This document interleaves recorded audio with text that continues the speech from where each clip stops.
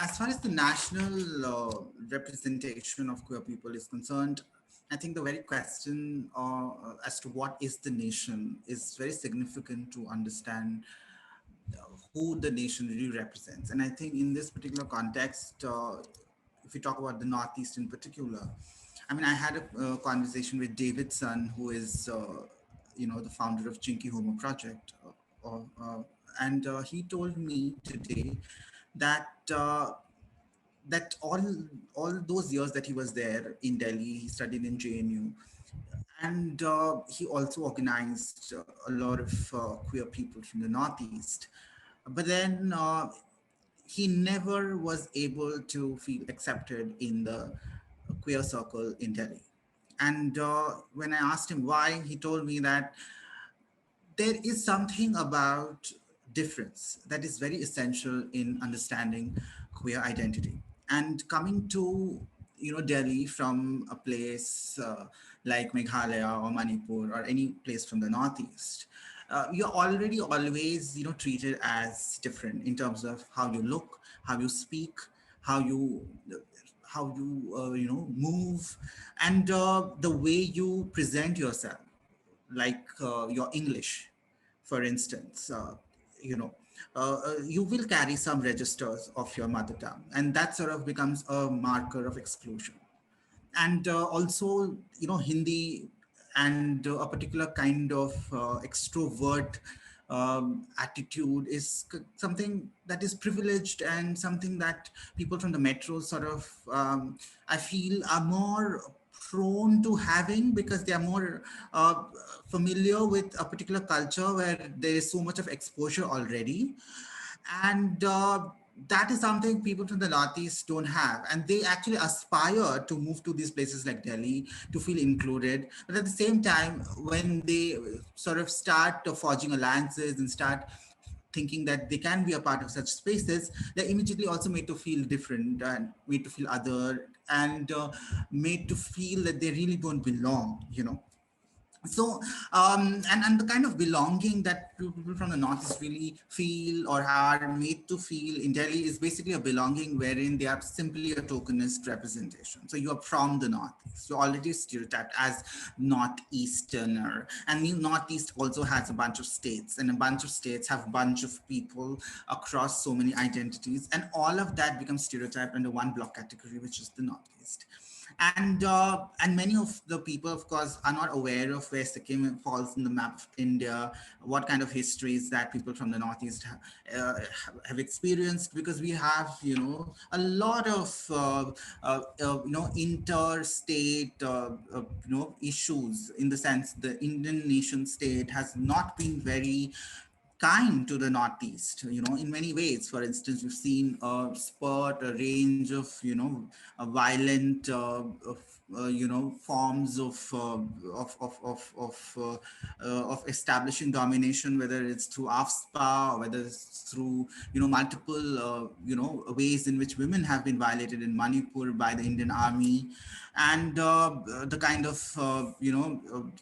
of dissension that's already visible between the Northeast and the Indian nation state, when the Indian nation state wants to, appropriate the Northeast in a way, or include the Northeast almost forcefully without really knowing what the people really want. And also the kind of ethnic differences that are completely not considered. And I think when we think about queer identities not being included in the school curriculum or in educational books, etc., we also need to know that we are queer people, but we are also queer people in particular geographies and topographies, and we have specific histories. And our queer identity is an identity that also intersects with other identities like that of race, of class, of caste, of gender, of sexual orientation, etc. And all of that combine to form an identity, and that also needs representation as much as we, talk about queer identity as a block whole. And I think that is very, very significant when you talk about, mainstream representation of queer identities coming from the borderlands. And and I think, the first question regarding how do queer people really traverse through the complex waters of academia, I think That's a very difficult question for me because I personally have faced a lot in academia.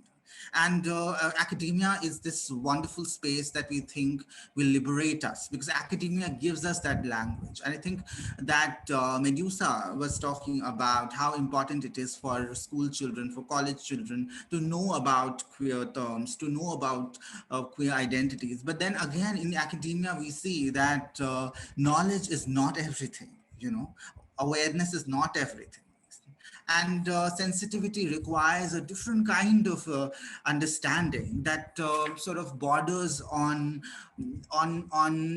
listening to someone who's different than you. And I think this is a very human characteristic that no school or no college can really teach.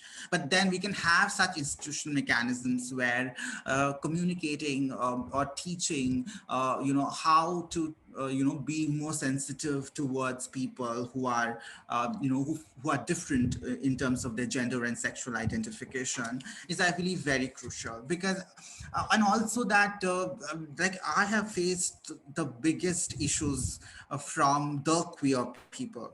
And although queer people come together and help each other, and there are really great people out there, but then there are also people in the same straight heteronormative world, and they may be very insensitive as well. So so so so that means that academia, because it really is an overflowing space of information now, and there will always be this very secular liberatory idea that queerness needs to be allowed and that people should be tolerated. And we all know that lingo, we all know how to talk about it. But then the people who talk about it also need to be sensitive about how they really, communicate and deal with queer people when they are different, especially when they come from different places. Like queer people from maybe, Delhi would be different from the ones coming from Sikkim, for instance.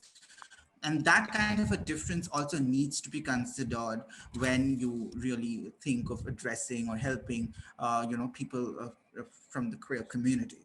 And I think academia can be a very liberatory space, as I said, that way. And many people really want to, study further and further because they feel that the kind of experience and freedom that the language, the language of education offers, it can help one to deal with one's own problems. Because when people are not listening, it's always books that you can read.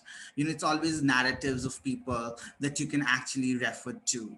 And that also is a very potent way to sort of be more comfortable with oneself. So yes, academia has both sides to it, and I think with experience one can understand how to go about